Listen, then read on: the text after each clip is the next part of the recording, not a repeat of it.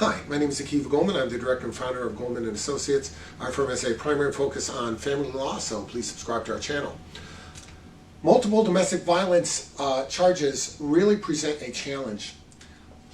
You see, the court is very concerned about domestic violence as a general proposition. It all started out with the battered wife syndrome and all of that, and the court felt that a domestic violence statutory protection was necessary to avoid those kind of things.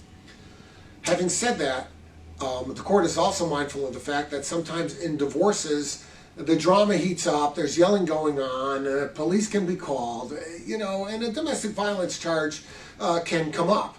It might be an overcharge, it might be an overreaction. The court might be sensitive to that, but once you start getting multiple domestic violence charges, it makes the parties think that there may be anger management issues. Now, you're going to divorce, so it doesn't make a difference in terms of the other spouse, but if you're talking about getting custody of your kids, there may be a seepage of the domestic violence issues into the custody issue.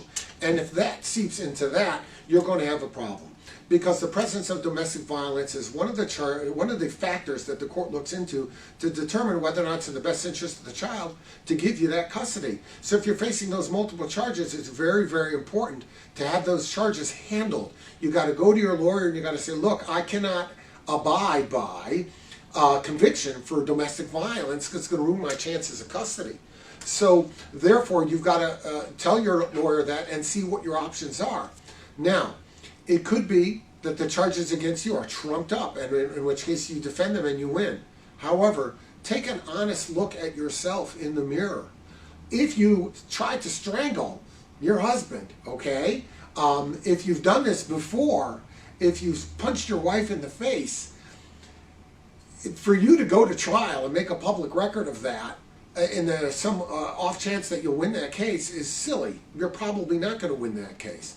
It'll probably just become a bigger spectacle and it'll impact the custody. It's a better idea to probably try to plead that down and immediately get yourself into some anger management or some kind of thing so you can show the court when the custody comes up that yes, you may have had a problem there and there was some work to be done there. However, you have undertaken the remedy.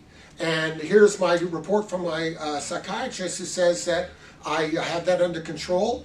I'm doing this therapy, I'm taking this medication, there's no reason at all why I can't have parenting time.